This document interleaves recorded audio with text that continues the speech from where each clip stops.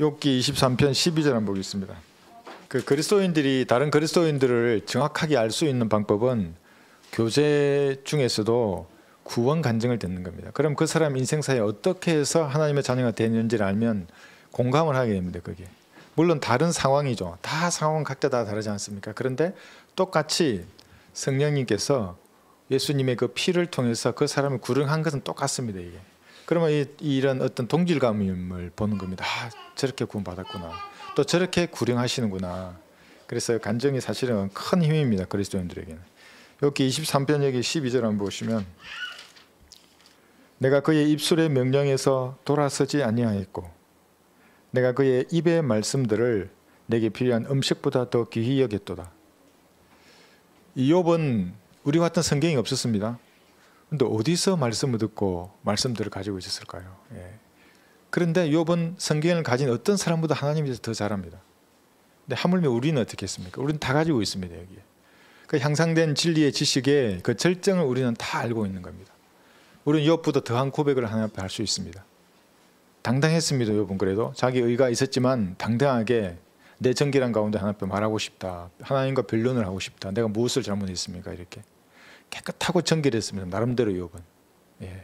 그래서 오늘 이 본문을 가지고 말씀으로 살라 이 제목으로 말씀을 드리겠습니다. 여러분 육신을 성경에서는 강하다고 하지 않습니다. 그래서 연약하기 때문에 우리 육신을 질그릇이다 그럽니다. 여러분 질그릇 얼마나 깨지기 쉽습니까? 사기 그릇 한번 생각해 보십시오. 잘못 떨어지면 깨집니다. 조심해야 됩니다.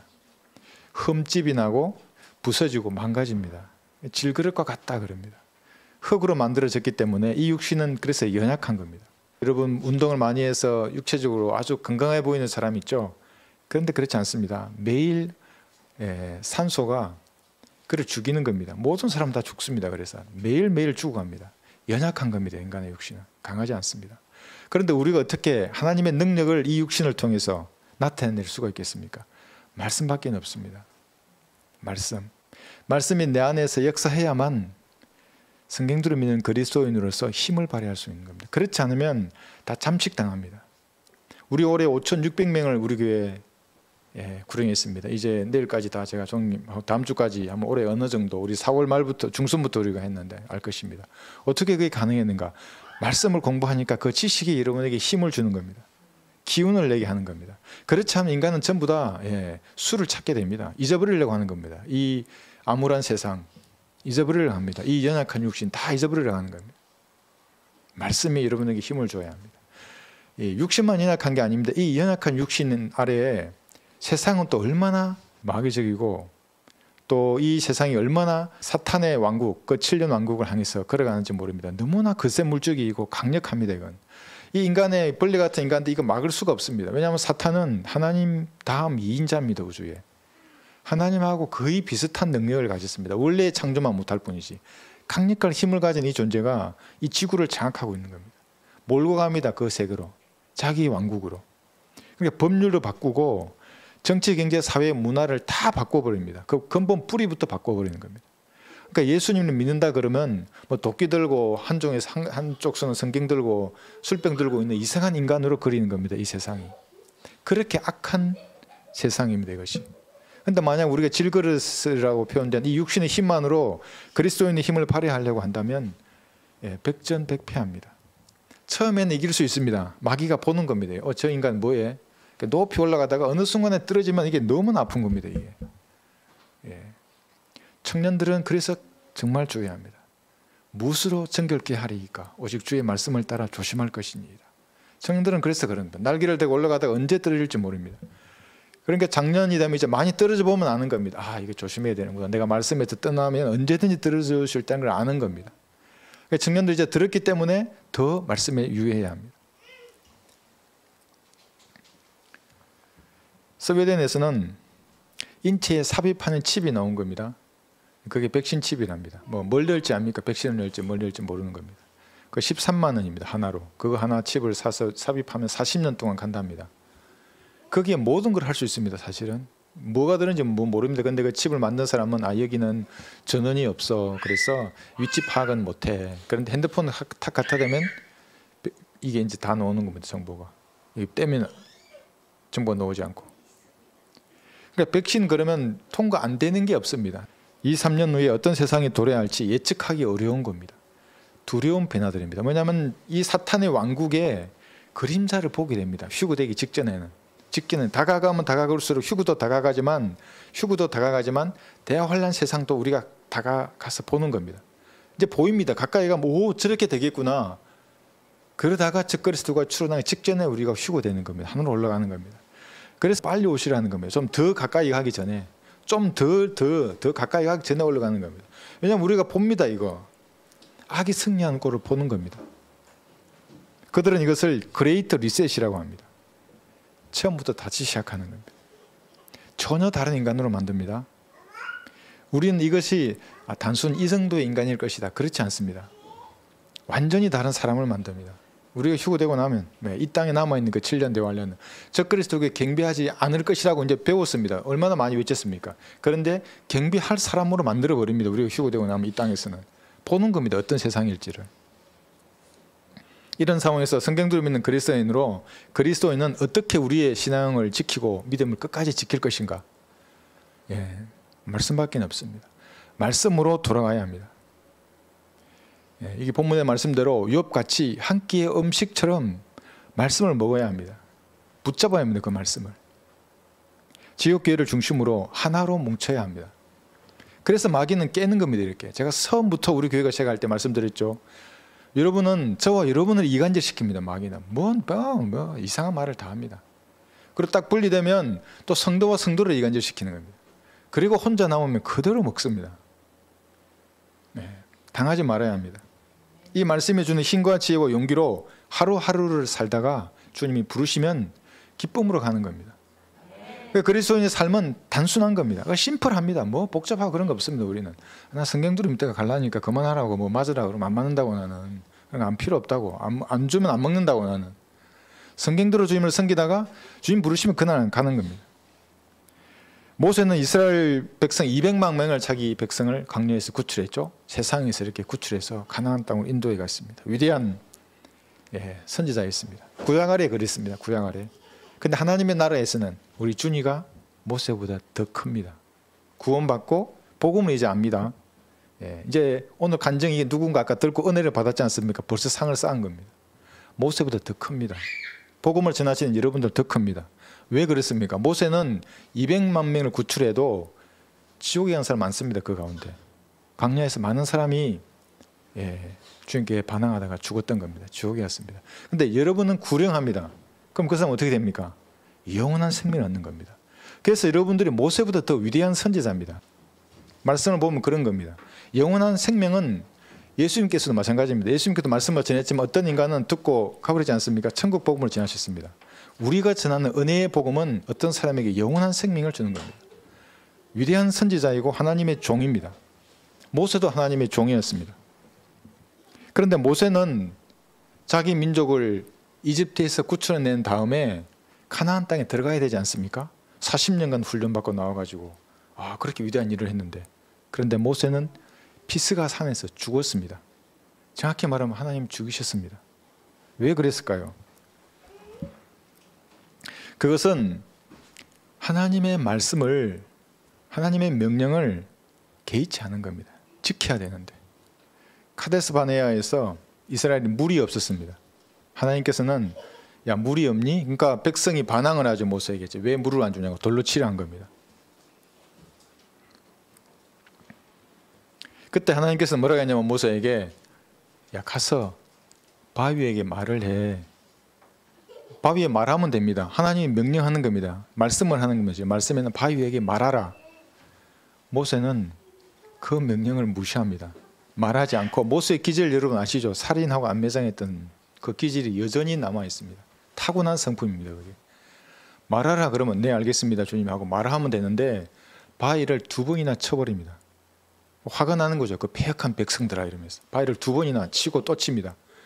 여러분 이러면 어떻게 되는 줄 아십니까? 출애굽기 17장에서는 이미 바위를 한 번 쳤습니다. 호렙에서 물이 나왔던 겁니다. 생수가 딱 한 번 쳐야 됩니다. 이 반석인 예수님은 한 번 십자가에 처형당하시는 겁니다. 2번, 3번 당하시면 안 됩니다. 예표가 흔들려 버린 겁니다. 하나님께서 그래서 위대한 종 모세를 죽이셨습니다. 그러니까 능력이 많고 하나님께 쓰임받는 종일수록 더욱 말씀에 주의해야 합니다. 제가 아까 서두에서 우리 준이가 모세보다 위대하다 그랬죠. 하나님의 나라에서는 여러분도 마찬가지입니다. 저도 마찬가지입니다. 더 말씀에 주의해야 합니다. 더 말씀을 공부해서 말씀에 무시하지 말아야 합니다. 그 말씀을. 그러면 하나님께 쓰임받지 못할 수 있는 것입니다. 민수기 20장 한번 볼까요? 민수기 20장 여기 8절에서 보시면 막대기를 가지고 너와 내 형 아론은 회중을 모아놓고 그들의 목전에서 바위에게 말하라 그럽니다. 네, 말하면 물이 나왔을 겁니다. 그러면 그것이 자기 물을 내리니 너는 바위에게 나온 물을 그들에게 가져갈지니라. 그랬는데 여기 10절 보십시오. 모세와 아론이 회중을 바위 앞에 모아놓고 그들에게 말하기를, 이제 모세의 이 기질이 나오는 겁니다. 과거의 기질. 모세가 뭐라 그럽니까? 패역한 너희는 이제 들으라. 우리가 이 바위에서 너희에게 물을 나오게 해야만 하겠느냐 하고 모세가 손을 들어 자기 막대기로 그 바위를 2번 쳤더니 물이 풍부하게 솟아나와서 회중이 마시고 그들의 짐승들도 마셨더라. 예, 물은 나왔죠. 그런데 하나님의 말씀을 어긴 겁니다. 말씀을 존중했다면 이러지 않았겠죠. 자기의 기질이 그러하더라도 죽이고 말씀대로 했을 겁니다. 다만 바위에게 말해서 물이 나오게 했을 겁니다.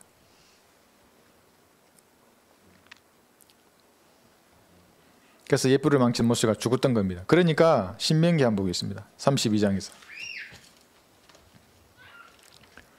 신명기 32장 52절에 보시면 마땅히 그 땅에 들어가야 하는데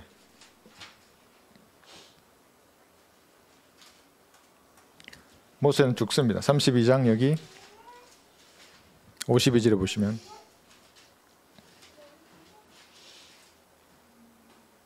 내가 내 앞에 있는 땅을 보기는 하겠으나 32장 52절 지금 얼마나 광야에서 고달픈 생활을 했습니까? 자기 민족 200만 명이나 데리고 이제 고생 끝에 마지막 그 땅을 눈앞에 두고 들어가야 하는데 못 들어가는 겁니다. 내가 내 앞에 있는 땅을 보기는 하겠으나 내가 이스라엘 자손에게 주는 그 땅으로 내가 들어가지는 못하리라 하시니라. 모세가 죽는 겁니다. 여기서. 그러니까 하나님의 종으로 쓰임받는 것에 대한 이 의미를 우리가 잘 알아야 합니다. 쓰임받을 수 있지만 우리가 하나님을 저버리면 하나님의 능력을 알면 알수록 알았던 사람일수록 하나님께서 크게 징계하십니다. 하나님의 능력을 아는 종이 짓는 죄가 더 큰 것입니다. 그래서 모세는 하나님의 종이었고 여러분도 하나님의 종입니다. 특히 여러분들은 사람들에게 죄인들에게 영원한 생명을 줄 수 있는 그런 종입니다. 구령하는 사람들입니다. 그러나 하나님의 나라에서는 가장 작은 자일지라도 그보다 더 크니라고 하시더라. 이게 누가복음 7장 28절입니다. 더 큽니다. 하나님의 나라에 들어와 있는 구령하는 여러분들이 그에게 어떤 선지자보다도 더 큰 일을 하시는 겁니다. 하나님의 능력이 무엇인지 잘 아는 주님의 군사입니다. 그렇기 때문에 공부해야 합니다. 말씀을 한 끼의 음식보다도 더 귀하게 여기고 말씀으로 영양을 공급받고 매일매일 말씀으로 성장해야 합니다. 그렇지 않으면 질그릇과 같은 육신의 힘으로 이 세상과 마귀를 대항하게 됩니다. 그러면 여러분 안 됩니다. 얼마나 이길 수 있겠습니까? 연약한데 툭 치면 깨져버리는데 툭 치면 금가고 상처 있고 마음 아파하는 것이 육신인데 어느 정도 말씀을 가까이 해야 하는가? 이런 배가 고프면 음식을 찾지 않습니까? 그때마다 음식을 앞에 두고 기도할 때마다 생각해 보십시오. 내가 오늘 말씀은 몇 장이나 읽었지? 그리고 성경을 펴는 겁니다. 하나님 내가 뭐라고 말씀하시는지 매일 말씀 앞으로 나가셔야 합니다. 그러면 그 말씀이 여러분의 길을 깨끗하게 하는 겁니다. 앞에 장애물 없습니다. 그 말씀이. 어디로 가야 할지 주목해서 하나님께서 지시하는 겁니다. 이쪽으로 가라 저쪽으로 가라. 그 말씀이. 그 말씀이 여러분의 등불이 되고 영적으로 성장시키고 바로 세워줄 것입니다. 그래서 매일 혼자서 말씀으로 하나님과 1대1로 만나는 겁니다. 여러분의 문제를 푸는 실마리가 이 말씀에 있는 겁니다. 어둠을 밝혀줄 빛이 말씀에 있는 겁니다. 기록된 말씀입니다. 말씀을 폈을 때는 하나님입니다. 이것이. 아이고 뭐 이게 좀 오류도 있고 아이고 뭐 이렇게 뭐야 이 단어가 뭐 이러면서 여러분 의심해서 보면 그건 빛도 아니고 장애물을 치워줄 것도 아니고 세워주지도 못합니다. 믿음으로 하나님이 여러분에게 쓰신 그 책으로 보고 읽는 겁니다. 그래야만이 올해 여러분이 구령하였던 이 5천여 명의 이 혼들을 내년에도 똑같이 주님 앞에 드리는 겁니다. 이게 물고기입니다. 5천 마리, 5,600마리 잡아서 주님께 드리는 겁니다. 이게 영광이 되는 거예요. 하나님 앞에는. 예, 이것으로 은혜에 보답하는 삶을 살고 있다. 주님, 자비를 베풀어 주십시오. 제가 이 일을 지속할 수 있도록 해 주십시오. 주님 앞에 담대히 말씀드릴 수가 있습니다.